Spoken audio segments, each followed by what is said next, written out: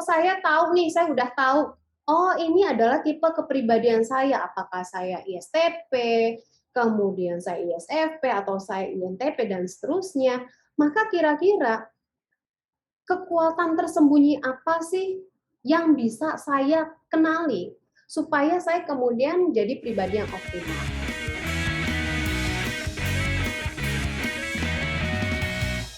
Banyak banget sih aku untuk sambil dengar Kak Christine, aku sambil nulis juga nih konten dari Kakak nih. Mungkin dari teman-teman yang mau tanya sama Kak Christine bisa langsung aja di chat box ya. Boleh dimulai dari udah boleh dimulai Q&A session-nya. Cuman mungkin sebelum itu sekalian kita tunggu, aku mau kasih summary yang tadi Kak Christine sampaikan nih. Soalnya tadi banyak banget poin-poin yang aku merasa daging banget kan ya. Yang tadi Kak Christine sempat bilang tentang menjadi sukses itu yang pertama kita harus punya self-awareness ya Kak ya. Nggak bisa kalau kita itu nggak aware sama diri kita ya gimana kita aware sama hal lain kan ya. Itu semua harus dimulai dari internal dulu. Terus selain itu juga kita harus tahu kita mau kemana, melangkah decision making-nya mau kemana, terus potensial diri sendiri bagaimana, gitu-gitu kan, Kak. Dan aku juga baru tahu sih, Kak, yang tadi Kakak mention tentang Harrison interview. Aku belum pernah denger itu sih, Kak, jujur aja. Iya, itu tuh baru buat aku. Sampai tadi aku sempet search dulu gitu di Google tentang Harrison interview. Mungkin nanti aku bakal deep dive lagi deh di Harrison interview itu ya. Terus tadi Kakak ada bilang kepribadian seseorang itu dipengaruhi oleh bagaimana cara otak mereka bekerja yang akhirnya memunculkan interpretasi yang akhirnya lead to behavior ya. Itu menarik banget sih. Itu jujur aja kayak ibaratnya itu udah satu life hack yang kayak orang-orang mesti tahu nih semuanya. Kalau nggak dari situ ya gimana cara kita bisa live our life yang jelas gitu loh, yang bener-bener jelas gitu jalannya ya kan. Terus Kakak ada ngomong kalau banyak orang tuh, ini aku setuju banget Kak, banyak orang fokus meningkatkan weakness padahal itu bakal keluarin lebih banyak effort nggak sih? Soalnya di mana-mana orang kayak lebih ke underestimate strength yang mereka punya gitu. Mereka lebih ngeliat di mana, oh aku harus benerin nih, aku harus overcome weaknessku, harus ABC ini harus ditempal semuanya. Padahal seharusnya yang lebih gampang effort untuk dibuat adalah yang ini strength-nya kita sendiri ya kan.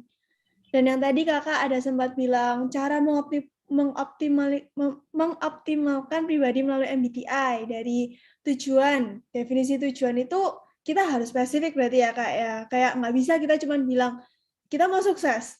Tapi kan interpretasi sukses terhadap beberapa orang dan bahkan nggak beberapa orang. Mungkin definisi suksesku sama Kak Christine, sama Karen, atau siapapun di sini bisa beda-beda gitu Kak ya kan. Kan sesuai dengan interpretasi masing-masing ya kan. Terus juga kenali dan mengoptimalkan kekuatan terbesar Anda. Tadi yang Kakak bilang tentang self-talk, itu aku harus kayak nyari feedback dari orang lain, misalnya kayak gimana cara mereka ngelihat kita sendiri. Soalnya ternyata apa yang kita aku merasa Kak, kadang apa yang kita ngelihat tentang diriku sendiri, itu beda banget sama orang yang ngelihat terhadap kita sendiri. Kayak itu benar-benar dunia yang berbeda banget, dan aku kayak merasa itu kayak, wah bisa ya otak orang itu padahal lingkungannya sama nih, tapi cara sistem mereka bekerja itu amat sangat berbeda gitu loh. Terus juga, Kakak bilang dengan cara self development ya, itu yang tadi, ada banyak online course yang tadi Kakak juga bilang tentang online course-nya Kakak ya itu. Mungkin nanti Kakak bisa bagi ya Kak, supaya teman-teman di sini bisa klik link-nya gitu-gitu ya Kak ya, di chat box gitu. Oke, terus ada yang tentang bangun kebiasaan baik. Tadi aku barusan pagi ini aku ngeliat ada quotes di mana dibilang tentang people do not decide their futures, they decide their habits, that their habits will decide their futures. Itu aku sampai kayak kena banget sih yang tadi Kak Christine ngomong tentang habit-habit itu kan ya. Apalagi sekarang orang-orang kayak harus minimal ngelakuin habit untuk establish a new habit is minimum 180 hari yang tadi Kakak bilang ya. Kalau nggak gitu agak lumayan susah nggak sih Kak untuk ininya ya? Iya, terus yang tadi Kakak bilang ada tentang pelajari aktivitas hal baru, miliki growth mindset, terus juga tentang networking sama mentor kolega. Itu tadi aku sambil dengerin Kakak, aku sambil note taking banyak banget sih, gila tadi. Per Kakak sentence tuh per aku ini sih. iniin. Nah, tadi ada beberapa pertanyaan nih Kak yang udah ditanya di chatbox ya. Aku tanya dari Kak Akila. Dan jujur aja ini juga personal questionku sih Kak Christine. Ya. Kak Akila bilang, siang Kak, ingin bertanya, kan ada tuh orang ambivert yang introvertnya 50% dan extrovertnya 50%. Nah, kalau seperti itu berarti di MBTI masuknya ke E atau I ya? Terima kasih sebelumnya Kak.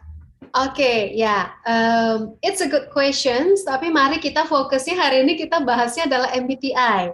Kita nggak berbicara extrovert ambivert, extrovert, introvert, ambivert, karena itu pendekatan yang berbeda lagi, ya, teori kepribadiannya. Tapi dalam hal gini, saya ini seorang kalau di MBTI saya ini seorang ENTJ berdasarkan hasil tes, ya. Nah, ketika saya tes lagi, saya ini orangnya introvert, extrovert, atau ambivert. Ternyata di tes saya adalah seorang ambivert. Oke? Jadi artinya gini, tapi kalau bicara ambivert tergantung. Apakah saya ambivertnya mengarah kepada introvert, atau saya ambivertnya mengarah kepada extrovert. Contoh misalnya gini, kalau misalnya saya saya senang berhubungan dengan orang-orang, gitu ya. Saya senang berhubungan dengan orang-orang. Ada orang-orang yang ketika misalnya habis ngajar atau misalnya habis cicat sama orang, dia tuh kayak capek banget, gitu ya. Jadi dia perlu waktu sendiri. Nah, kemungkinan besar dia adalah seorang lebih condong ke introvert. Ya, kenapa? Karena dia butuh merecharge dirinya. Lewat apa? Lewat sesi pribadi gitu ya, me time-nya dia. Tapi kalau yang lebih condong ke extrovert, ketika habis ketemu orang-orang, wah, energinya nambah tuh. Oke? Dibandingkan kalau dia sendiri, kerja sendiri, wah dia butuh waktu untuk bersosialisasi. Jadi hal itu yang perlu dilihat. Jadi dalam hal ini bedakan antara pendekatan MBTI dengan teori yang tadi, introvert, extrovert, dan ambivert. Oke? Semoga menjawab. Oke, berarti yang kalau aku summarize itu udah dua teori yang berbeda ya Kak, yang nggak bisa disamakan ya? Ya. Oh, jadi kalau yang tadi Kak Akila ada sempat nanya itu udah dimensi yang lain lagi nih. Ya, nanti kita ambil ruang lagi. Nanti mungkin saya bahas aja sekalian di IG Live. Boleh Kak, boleh banget. Apa sih bedanya gitu kan? Ya. Iya. Soalnya aku juga waktu itu mau tanya sih Kak, kayak kenapa ambivert? Soalnya dari tesku nih ya Kak, itu selalu 4951 gitu loh Kak. Terus kayak selalu bolak-balik gitu. Jadi aku tuh selalu bingung kalau misalnya ditanya, kamu apa sih MBTI? Dan MBTI ku kan SFJ nih Kak. SFJ. Jadi E sama I itu selalu overlapping gitu loh Kak. Iya. Gitu. Ya, nanti yang tinggal dilihat adalah dominansi. Contoh misalnya, Gloria misalnya SFJ atau gantian ISFJ misalnya. Tinggal dilihat tuh, saya ini mana sih yang dominansinya paling tinggi? Oh, ternyata sensing kan, benar nggak? Ya, sensing. Terus yang satunya adalah judging. Fokusnya kemana kalau judging tadi? Internal atau eksternal? Judging internal kali ya. Ya, jadi itu fokusnya. Jadi yang dilihat. Kenapa? Ada yang namanya kalau kita berbicara kepribadian, ada yang sifatnya primary, ada yang sifatnya secondary. Kalau yang primary bisa kelihatannya dari mana ketika berada dalam tekanan, ya itu yang muncul. Tapi I sama E-nya mungkin akan berubah-ubah tergantung kondisi, gitu. Oh, berarti bisa dilihat dari primary secondary ya Kak? Itu dari tekanan. Kalau secondary dari mana Kak? Kalau secondary nih, contohnya misalnya tadi saya bilang, saya itu tipe kepribadiannya ENTJ. Nah, pernah saya berada dalam satu posisinya adalah analitis banget. Saya harus berpikir ide-ide inovasi, terus sangat terstruktur. Tiba-tiba pas dites itu adalah saya INTJ. Oh, oke. Data Kak? Iya, karena dipengaruhi oleh lingkungan. Bagaimana saya harus berperilaku, dituntut berperilaku. Akhirnya, kembali, tadi di awal saya berbicara mengenai otak, fungsi otak kita bekerja, benar ya? Nah, otak kita itu juga sifatnya agile, mampu beradaptasi sebenarnya, tergantung kepada tuntutan situasi, kondisi, lingkungan, pengalaman, dan seterusnya. Nah, karena kemampuan adaptasi tadi, maka kemungkinan besar akan terjadi perubahan juga, tapi sifatnya temporary. Sifatnya temporary. Tergantung. Kalau kita berbicara, kalau dulu mungkin belajar anatomi tubuh manusia, sistem otak, sistem saraf gitu ya, ada yang namanya sinaps ya. Kalau sinapsnya ditumbuhkan terus-menerus, itu akan menjadi akhirnya the real istilah kita sebutnya permanen kan ya. Karena sifatnya permanen, itu akan jadi karakter. Gitu ya, diulang-ulang terus soalnya. Itu juga yang tadi sempat disampaikan habit. Kenapa kalau misalnya 2 bulan saya lakukan misalnya, oh saya mau makan sehat misalnya gitu ya, tapi cuma 2 bulan, terus keputus misalnya gitu ya, saya mau makan cheating, istilah cheating bener ada ya, saya mau cheating. Sebenarnya kalau saya cheating, sesungguhnya saya nggak bentuk habit. Kenapa? Karena otak kita ya baru terbentuk habit kalau udah at least minimum 180 hari tanpa henti. Baru tuh terbentuk habit. Kalau enggak belum terbentuk, biasanya akan kembali lagi kepada kebiasaan lama. Makanya misalnya ada orang yang komentar, kok saya susah banget ya bisa jadi lebih baik, pernah nggak dengar kayak gitu? Kok kayaknya ngulang kesalahan-kesalahan yang sama? Oh iya, soalnya otak kita itu suka shortcut informasi, shortcut pengalaman. Nah itu juga yang berpengaruh kepada kepribadian kita juga. Gitu. Oh, berarti tadi kakak yang bilang kalau misalnya meskipun otak kita itu kayak bisa berubah-ubah, tapi itu temporary ya kak ya? Ya, ya, Permanen berarti ya? ya. Maka Gimana-gimana? kalau permanen, supaya permanen harus diulang-ulang behaviornya. Gitu. Oke, oke. Oh, tapi meskipun berarti kalau bisa diulang-ulang-ulang terus itu bisa benar-benar kayak langsung jadi diri tuh kak dalam tanda kutip. Ya, ya, tapi prosesnya tidak sebentar gitu ya. Butuh tahunan, bahkan mungkin ada yang cepat, ada yang mungkin 3 tahun udah bisa, ada yang sampai puluhan tahun nggak terbentuk karena yang tadi masing-masing orang mengolah informasinya itu beda-beda gitu. Dan butuh yang satu, butuh decision, butuh komitmen. Kalau ini ada, baru deh bisa gitu. Contoh misalnya dulu gini, saya tahu bahwa diri saya itu adalah tadi saya sampaikan NTJ gitu ya, strategic thinking misalnya. Oh saya tahu nih potensi terbesar saya strategic thinking. Tapi kalau misalnya saya tidak optimalkan, kira-kira kemampuan berpikir strategi saya bisa terbentuk optimal nggak? Enggak, karena tidak terbiasa. Tapi potensinya udah ada. Jadi supaya ini terbentuk dan menunjang karir saya harus banyak explore, menghadapi banyak isu permasalahan supaya apa? Saya bisa melihat permasalahan dengan dengan perspektif yang jauh lebih luas gitu. Banyakin baca buku supaya apa? Dunianya semakin luas, informasinya semakin luas, maka potensi yang tadi berpikir strategisnya jadi lebih besar. Kalau enggak dia cuma di situ-situ aja. Atau misalnya tadi, oh orang itu secara potensi NFP, masih ingat? Jadi punya potensinya adalah sebagai excellent komunikator, tapi dia nggak pernah mau ngomong di depan. Ya nggak akan jadi optimal. Kenapa? Cuma jadi potensi, belum jadi kompetensi kalau di dalam organisasi. Oke? Dapetin gambarannya ya. Jadi cuma potensi aja nggak kepake, ya percuma gitu. Makanya tadi saya fokusnya, yuk kenali potensi kamu, terus optimalkan tuh potensinya yang tadi kekuatan terbesarnya. Gitu. Mantep kak. Oke kak. Ini aku mau next question ya kak ya. Dia katanya ini kak, aku ISTP, tapi entah kenapa aku agak dominan nih kayaknya. Gimana ya untuk tone down itu? Oke, ini mungkin harus clear. Maksudnya dominan itu seperti apa? Karena yang tadi kata kuncinya ISTP mungkin teman-teman udah lihat ya. Kira-kira masih ingat nggak ISTP? Kekuatannya apa? Thinking, sensing. Introvert atau extrovert? Perceiving means extrovert. Ya, jadi nggak ada hubungannya sama dominan. Jangan-jangan ini ketukar sama teori kepribadiannya di IAC. Iya, yang di IAC gitu-gitu ya kak. Nanti kalau di IAC beda lagi kita bahas. Ya. Beda, udah beda dimensi lagi dah. Ya, beda lagi yang dilihat. Banyak banget dah, ya ampun. Oke. Mungkin nanti dari Grace Manuela boleh diperjelas pertanyaannya. Mungkin Kak Christine bisa bantu kalau misalnya diperjelas lagi di chatbox ya, Grace ya. Oke, aku next question ya, Kak ya. Ini ada yang pertanyaan menarik nih, Kak. Aku sampai wow. Kalau orang bipolar bisa semuanya dong, Kak? Nah, ini juga harus dibedakan. Hari ini kita bicaranya soal tipe kepribadian, bukan penyimpangan kepribadian, ya. Jadi harus dibedakan. Kalau bipolar itu kan gangguan kepribadian, ya, gangguan, ada katanya gangguan. Itu berhubungan dengan kesehatan mental.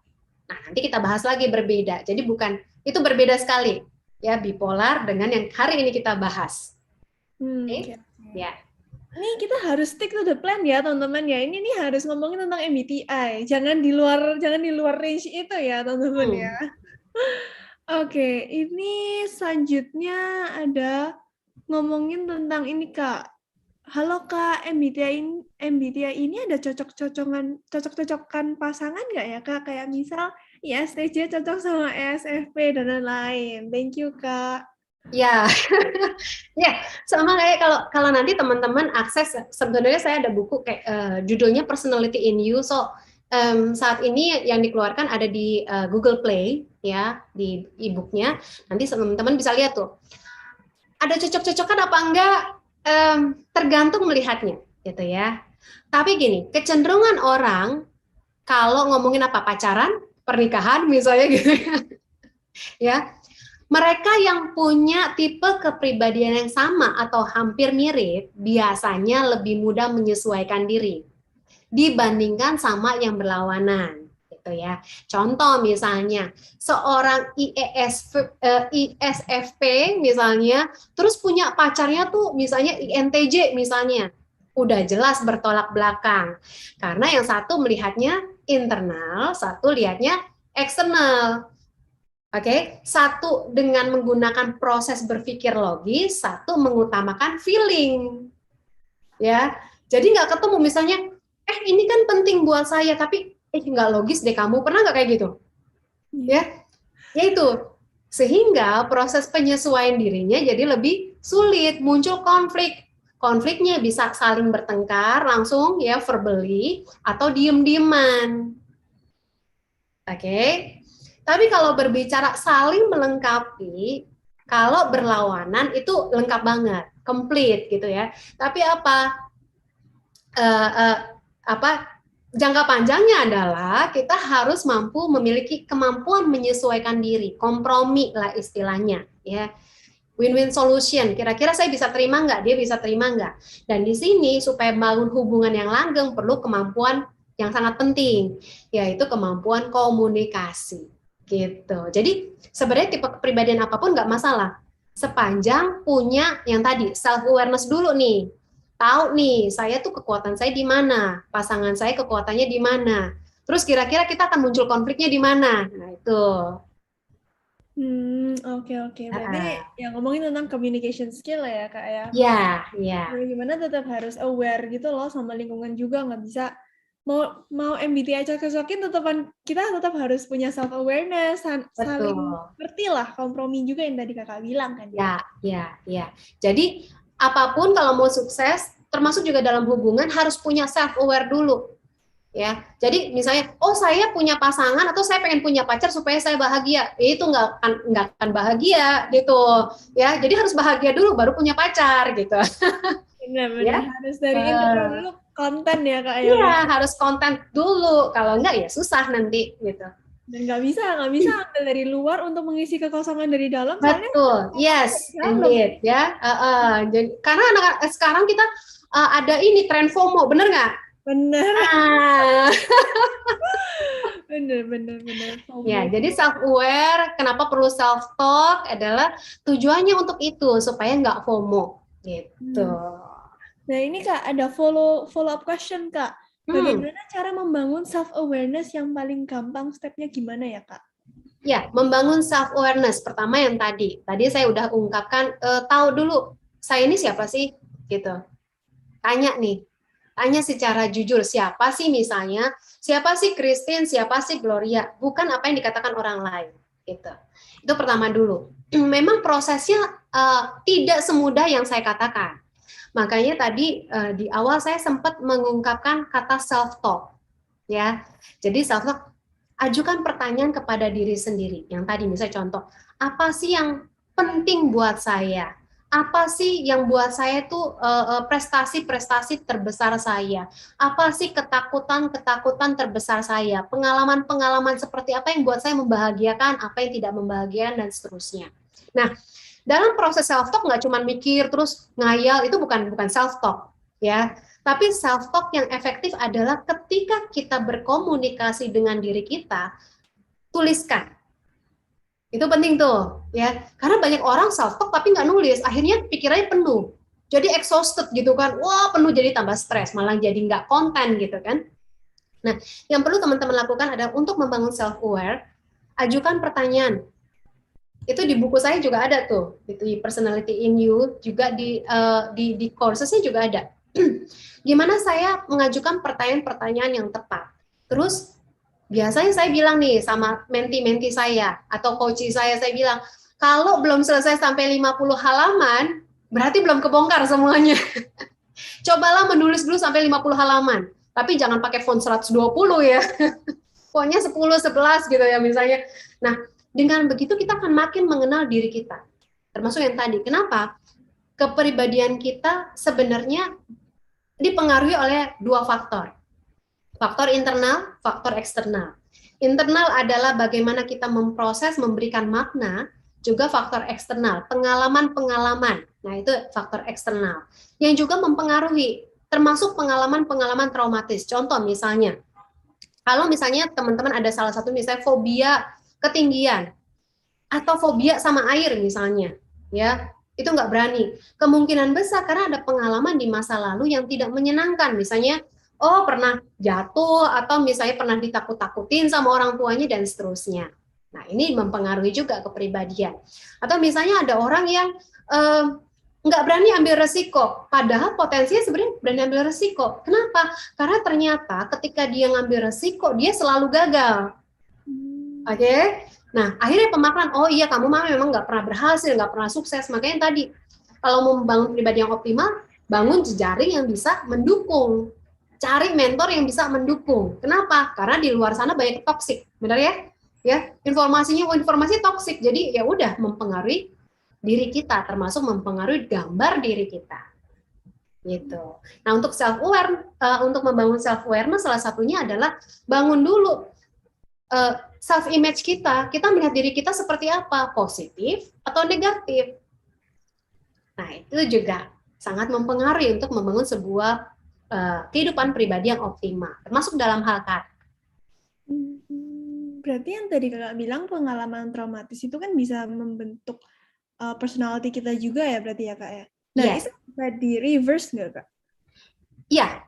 Oh, itu bisa di reverse? Bisa, iya. Makanya nanti ada yang namanya tadi saya sebut self-talk, itu salah satu self-therapy sebenarnya. Ya, jujur kepada diri sendiri itu penting, dan ternyata jujur sama diri sendiri itu paling susah dibandingkan jujur sama Tuhan.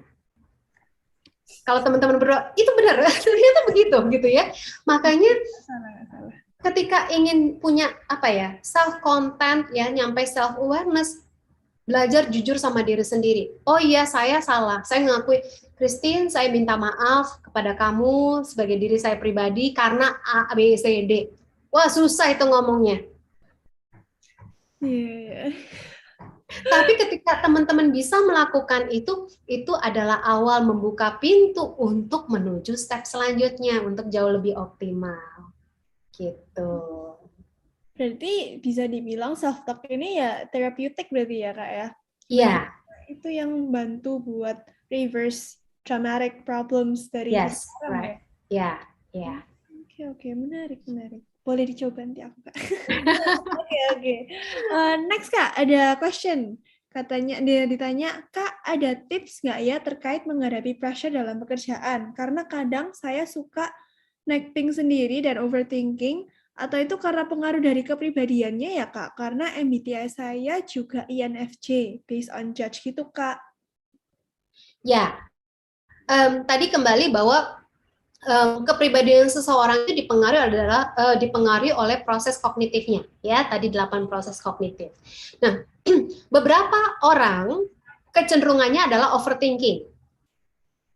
Oke, jangan-jangan banyak di sini overthinking, terus jadi stres gitu. Kenapa overthinking gitu ya? Tadi mungkin yang tadi siapa? INFJ. Ya, bisa jadi, tapi bukan kemudian dominan. Secara umum kecenderungan kita adalah kita senang berasumsi. Oke, senang berasumsi. kita membuat satu judgement berdasarkan apa yang kita pikirkan. Wajar nggak? Itu wajar. Kenapa? Kalau kita berbicara kembali saya kepada fungsi otak, ada yang namanya shortcut information. Itu kegagalan memproses informasi sebenarnya di dalam proses berpikir kita. Makanya kemudian muncul judgment. Sehingga saya suka bilang gini, hati-hati dalam berasumsi.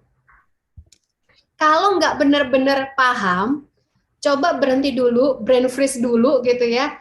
Terus ajukan pertanyaan kepada orang terkait ya. Siapa yang bisa diajukan, ini maksudnya begini nggak? Supaya kita nggak overthinking. Nah, anak-anak sekarang sering banget overthinking, nggak simple gitu. Proses berpikirnya soalnya berasa paling pinter. Informasi bisa saya cari kok di Google gitu ya. Nggak mau nanya gitu. Nah, salah satu cara simplify the process adalah mengajukan pertanyaan. Ya, kurangi proses membuat judgment. Ajukan pertanyaan. Kurangi proses membuat asumsi, karena seringkali asumsi kita salah. Kenapa? Karena asumsi muncul karena ada pemaknaan. Pemaknaan yang dari mana? Dari pengalaman kita sebelumnya. Apalagi misalnya pacaran, seneng banget dia berasumsi. Oh, pacar gue begini, padahal belum tentu. Bener nggak? Ya. Yeah. Benar. Cuman kadang aku sering dengar sih Kak, kayak misalnya kayak tentang assumption ini ya Kak. Kayak kadang yang kalau misalnya kita asumsi hari ini bakal hujan nih ya. Kita asumsi hari ini bakal hujan. Tapi terus karena banyak orang yang kayak mengasumsi hari ini bakal hujan, benar-benar terjadi hujan, itu bukan karena mereka mengasumsi benar nggak sih? Karena mereka mengasumsi itu, tindakannya kayak ngelit ke assumption-nya itu jadi beneran gitu nggak sih Kak malahnya? Itu arahnya ke law of attraction bukan? Waduh, dimensi lain lagi nih. Iya, jadi gini, ketika asumsi kan muncul karena ada evidence, benar nggak? Nah, evidence dikumpulkan seringkali adalah evidence yang sesuai yang kita mau. Benar nggak? Iya. Kita nggak ngomongin penelitian ya, kalau dalam penelitian tesis kan enggak gitu. Bahkan dalam penelitian misalnya, saya mau menentukan subjek penelitian A, kan kita udah mengarahkan subjeknya siapa, supaya mendukung penelitian kita. Nah, itu munculnya asumsi. Tapi asumsi yang objektif adalah evidensinya bukan dari internal saja, tapi harus ada informasi dari eksternal. Datanya valid nggak? Informasinya valid nggak? Sedangkan kalau kita berbicara asumsi, yang sering terjadi adalah asumsinya internal. Ya, karena proses pemaknanya ada di dalam. Maka supaya asumsinya valid, asumsinya objektif, harus ada validasi. Kalau ngomongin keilmuan, validasinya ke siapa? Ke orang lain yang punya kepentingan juga. Di mana kita punya kepentingan. Gitu. Supaya apa? Nggak jadi asumsi. Oke. Iya, menarik tentang assumption ini ya. Oke. Ya, apalagi kalau misalnya kita nih, orangnya dominansinya ada feeling. Feeling itu paling cepat tuh membuat judgment. Bener. Ya kan? Ya. Aduh, emang tuh orang tuh kurang ajar gitu. Tapi padahal assumption-nya kita, misalnya, oh ada orang wajahnya plain gitu kan, pernah nggak ketemu? Duh, dia kayaknya nggak suka nih sama gue. Iya. Padahal mungkin emang wajahnya aja kayak gitu. Iya. Karena kita berasumsi. Iya benar juga sih. Assumption itu sangat tidak dianjurkan ya teman-teman, assumption itu kayak jangan. Ya, kalau dalam teori komunikasi saya suka ngomong gini, hati-hati berasumsi karena itu adalah akar dari segala kejahatan komunikasi. Betul, itu aku setuju sih Kak. Itu aku setuju banget sih. Ya. Mantap.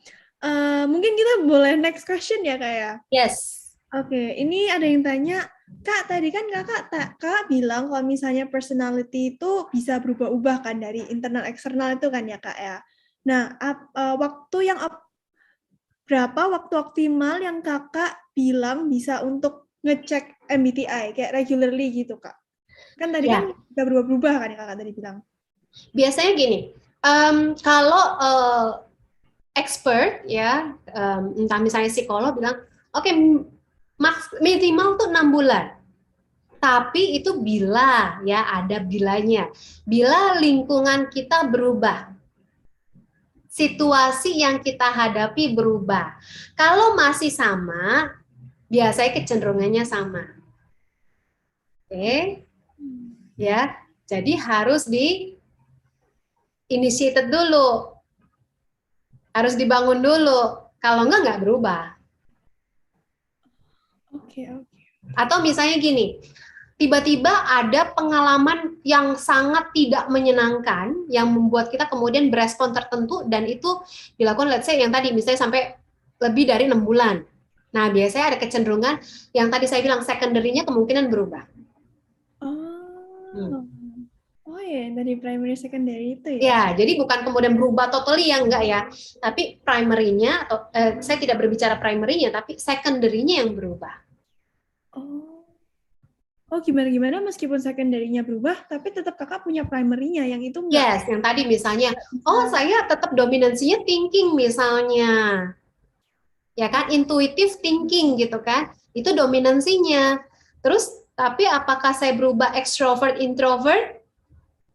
Nah, itunya yang berubah. Tadi INTJ atau ENTJ kan gitu kan? Tapi cuma dalam masa periode itu, Kak. Terus nanti Ya, periode tertentu. Kalau misalnya situasinya terus balik lagi tidak menuntut kita menjadi yang secondary-nya, akan balik lagi. oh berarti kalau misalnya tadi yang kakak bilang secondary primary itu secondary-nya kan di masa tertentu. Ya, Kalau pengalaman itu terus terjadi, itu bisa jadi primary, Kak. ya. Wow, oke. Tapi jarang sekali sih, jarang sekali. Oh, jarang ya. Ya. Oh, oke. Ini nih Kak, ada next question Kak. Ci, apa tes MBTI itu 100% akurat? Oke, ya. Apapun tesnya, nggak ada yang 100% akurat. Karena apa? Gini, banyak faktor yang mempengaruhi. Gitu ya. Makanya sangat penting gini, bahwa kalau kita berbicara tes, juga dalam hal ini tes kepribadian, sesungguhnya kan itu adalah gambaran, memappingkan, mengkategorisasikan perilaku sebenarnya, ya. Nah, tapi ada banyak faktor-faktor juga yang mempengaruhi. Tergantung faktor-faktornya seperti apa dimaknainya. Maka yang terpenting adalah ini yang harus dipahami bersama, bahwa tes kepribadian ini adalah sebagai alat bantu untuk mengenal diri. Tapi bukan total bahwa ini cara satu-satunya. Yang efektif adalah lakukan yang tadi, bangun komunikasi kepada diri sendiri. Itu powerful banget. Ya. Kenapa? Karena kita yang paling kenal diri kita. Kalau teori kepribadian kan kategorisasi. Kalau dibilang seberapa akurat, kalau yang saya tahu, yang terakhir karena tes MBTI ini udah puluhan tahun, udah lebih dari 100 tahun kayaknya ya, dan memang itu dikembangkan terus gitu, dikembangkan terus dari dulu saya belajar mengenai teori kepribadian sampai hari ini berkembang, makanya ada yang Harrison Interview tadi gitu. Nah, kalau MBTI itu sekitar 90-an%, tapi itu pun dengan pada saat mengetesnya ada pengecualian, harus dalam kondisi yang rileks. Oke, ada catatan, dalam kondisi yang rileks. Kalau kondisinya, wah saya lagi rush gitu ya, lagi stres, mendingan nggak usah ngisi alat tes apapun, karena hasilnya nggak terlalu valid. Oke. Oh bisa gitu Kak, berarti Ya. Berarti nggak boleh waktu ini aku baru tahu nih Kak, berarti nggak boleh waktu di masa-masa lagi kritis, bukan kritis, kayak lagi peak-peaknya gitu ya? Ya, misalnya saya lagi ngerjain sesuatu, isi sambil ngisi waktu, terus ngisi tes gitu ya. Padahal saat itu kita belum konten, belum benar-benar self-aware gitu kan, belum relax lah otaknya gitu ya. Mendingan dihindari dulu. Oh, oke. Menarik. Aku baru tahu. Oke, Kak. Oke, mungkin ini karena kendala waktu nih Kak, kayaknya kita last question ya Kak ya? Ya. Oke, ini last question. Halo Kak, izin bertanya lagi. Dari semua personality test yang ada, menurut Kakak mana yang paling akurat dan kenapa Kakak memilih untuk membawakan materi MBTI hari ini sebagai personality test-nya? Terima kasih sebelumnya Kak. Ya, sebenarnya yang tadi kembali tidak ada yang paling akurat. Ya, jadi kalau saya sendiri, saya mengambil cukup banyak sertifikasi. Dulu awalnya malah saya certified untuk di IAC. Ya, di IAC, di Thomas International. Jadi sampai saya tahu kasih coaching berhubungan dengan pernikahan, hubungan tuh disesuaikan dengan DISC. Jadi tadi kalau misalnya ada pertanyaan gitu ya, saya sama pasangan saya cocok nggak nih? Nah, DISC menjawab tuh sampai ke sana berapa persen kecocokan dia. Ya, karena udah ada alat tesnya, udah ada platformnya. Tapi kalau ngomong cocok nggak, paling akurat semua sama, gitu ya, semua sama, semua punya kelebihannya, punya gapnya juga. Jadi ada yang satu lebih dalam memproses membagi tipe kepribadian berdasarkan proses kognitif yaitu MBTI.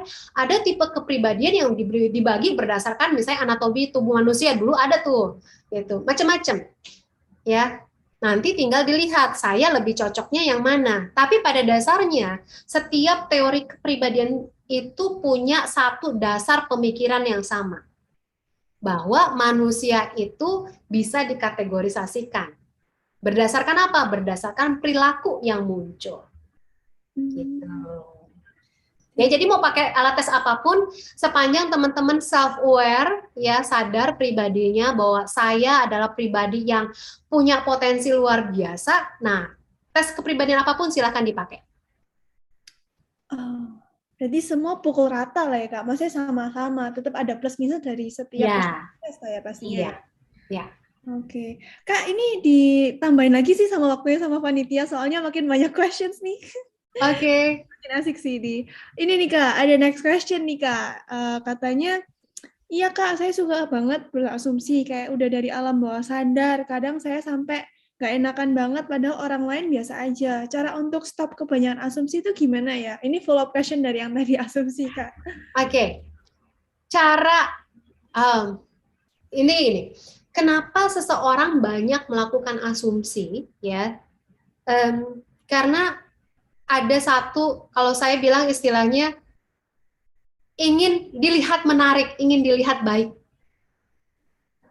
ya. Kira-kira nangkep nggak? Manusia itu tadi yang saya bilang ada FOMO-nya, gitu ya. Ya. Kenapa saya buat asumsi? Saya pengen dilihat positif di mata orang lain. Itu yang pertama. Yang kedua adalah kenapa saya seringkali banyak asumsi. Ini tergantung. Jadi ini tidak ajak ya sifatnya ya, karena masing-masing pribadi itu beda-beda. Ada orang kenapa seringkali membuat asumsi karena orang tersebut dulunya waktu masih kecilnya sering mendapatkan evaluasi, sering dijudge sama orang lain, terutama orang tua atau orang terdekatnya.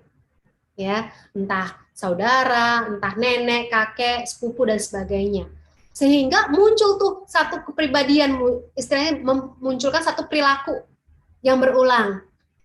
Saya sering dijudge. Oh, berarti saya begini ya. Yaitu proses informasi yang tadi, shortcut information yang dilakukan oleh otak. Ya. Terus gimana caranya supaya saya kemudian berkurang tuh asumsinya? Yang pertama, ini juga pernah terjadi juga sih sama saya. Yang saya lakukan adalah, pertama adalah bahwa, kamu tuh mau orang bilang apapun, ya, tetap positif kok, gitu. Itu dulu. Saya, apapun yang dilihat orang lain, saya berharga kok, orang lain berharga kok. Oke, ya. Saya, kamu cantik. Saya, kamu tampan. Ya, kamu luar biasa. Itu dulu. Kenapa sering membuat asumsi, sering membuat judgment? Karena apa? Karena saya takut untuk dijudge. The fear-nya, fear to be recognized gitu, fear to be ignored. Nah, itu yang kayak hal-hal seperti itu. Jadi di awal adalah bangun self-aware dulu. Apa sih ketakutan terbesar saya? Bagaimana sih saya memandang diri saya? Bagaimana saya memandang orang lain? Nah, situ dulu. Nanti ketika di situ kita switch our mindset. Nah, proses switching ini yang challenging.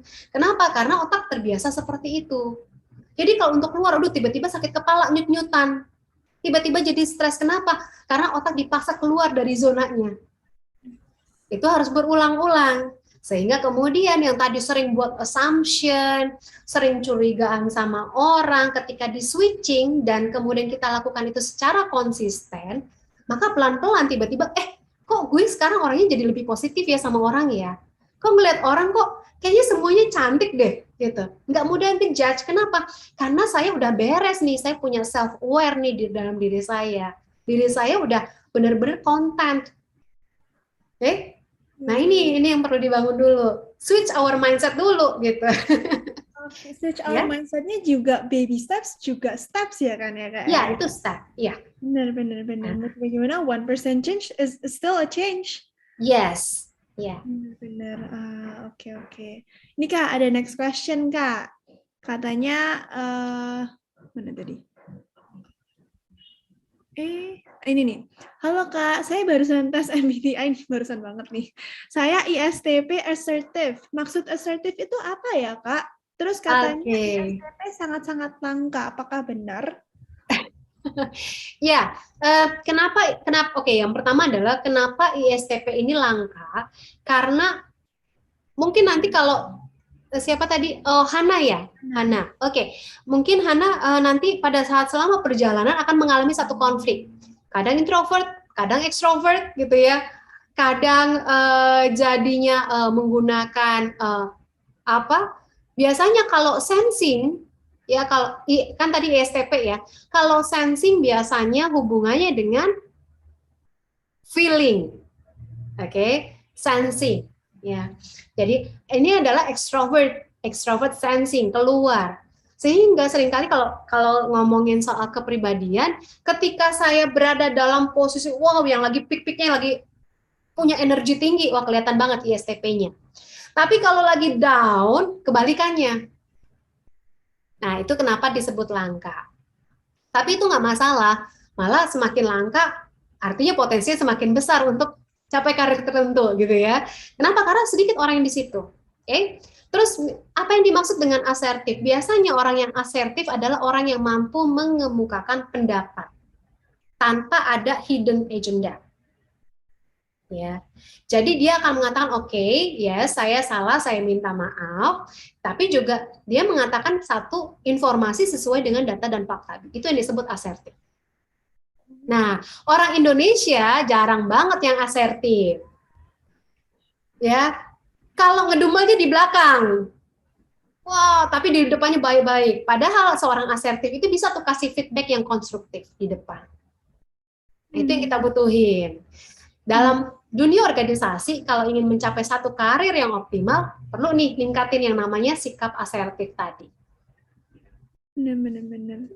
Dan kebanyakan orang-orang Indonesia yang tadi kakak kayak bilang sungkanan gitu-gitu, kebanyakan mereka take all things personally gitu loh Kak. Jadi kebentuk satu culture di mana semua jadi sungkanan, jadi kayak nggak asertif, gimana dibutuhkan di segala organisasi, di segala kultur gitu kan Kak?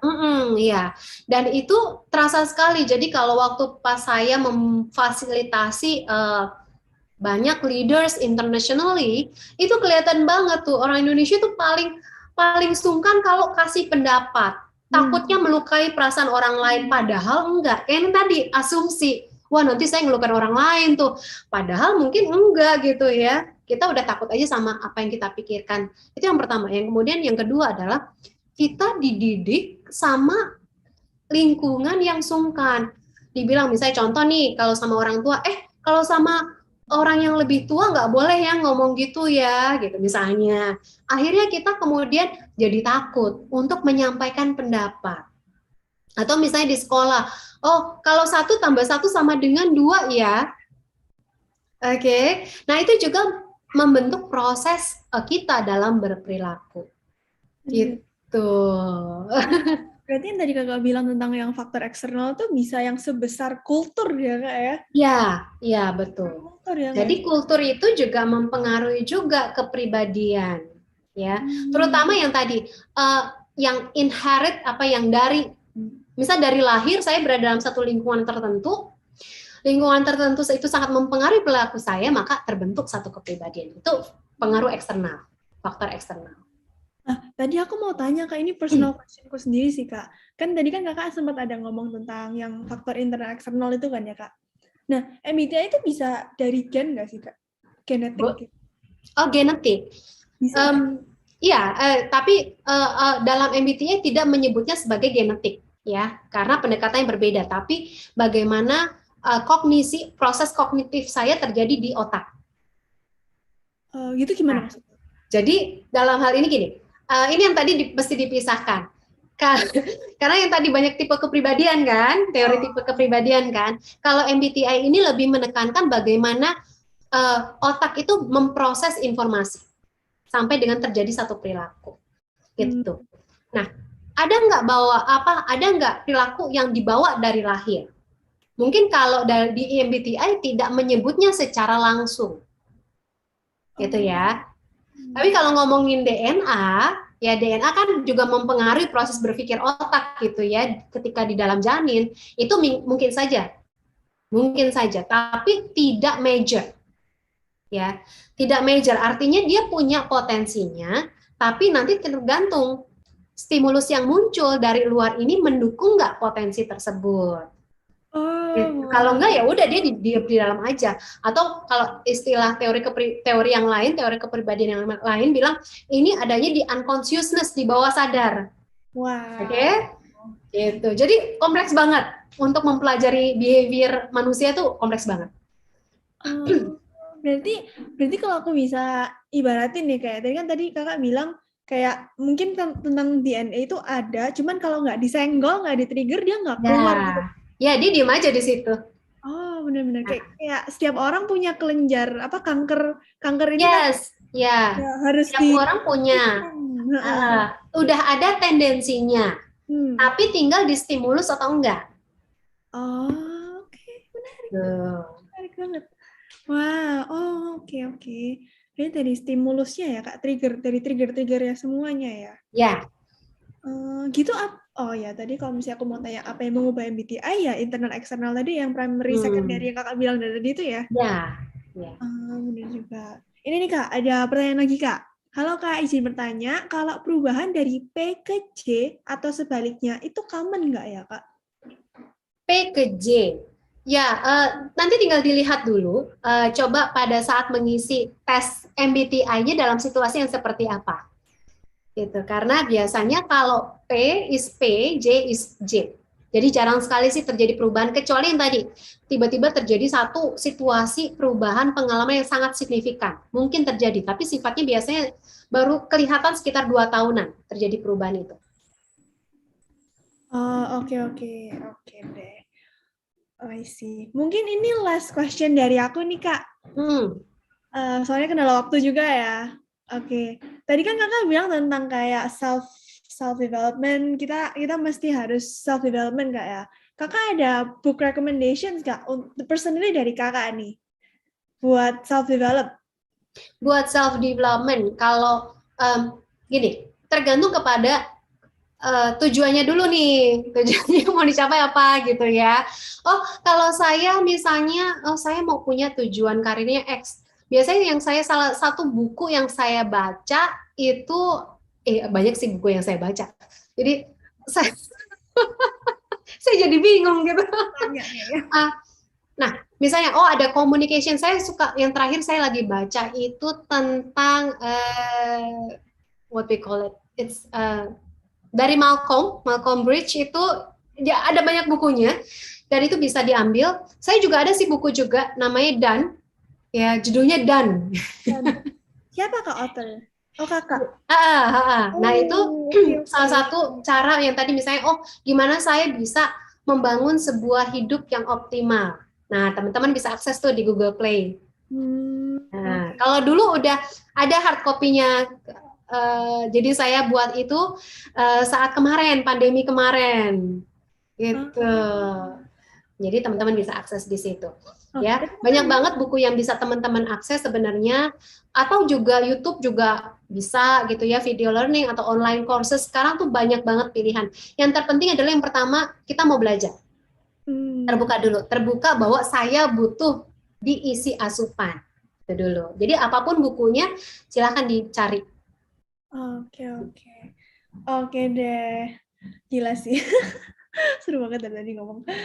Oke, karena tadi tuh udah last question nih ya, Kak, ya. Mungkin Kakak ada, any advice atau last statement nih, Kak, jadi closing remarks-nya Kak Christine. Boleh disampaikan ke teman-teman sekalian di sini, Kak? Baik, ya terima kasih Gloria. Nah, tadi saya belum share, so kalau teman-teman yang pengen ambil courses terkait dengan membangun self leadership, so kalau kita berbicara membangun pertumbuhan pribadi yang optimal, salah satunya adalah membangun kepemimpinan pribadi. Itu penting. Karena siapa lagi kalau bukan kita, ya. Jadi teman-teman bisa ambil akses link courses-nya, ini special sebenarnya khusus untuk hari ini. Jadi buat teman-teman dari Vice ini saya kasih kupon code-nya khusus untuk di sini soalnya. Ya. Jadi silakan diambil. Terus kemudian my last mungkin it's like a message buat teman-teman, pesan buat teman-teman adalah jangan pernah berhenti. Ya, berhenti untuk menggali pribadi. Karena yang paling tahu bagaimana menjadi optimal adalah diri kita sendiri. Untuk menjadi optimal, yang pertama kenali diri, terima diri, optimalkan diri. Ya, dan terbukalah terhadap kritik. Karena kritik itu diberikan kepada sahabat yang pengen membangun kita. Itu dari saya.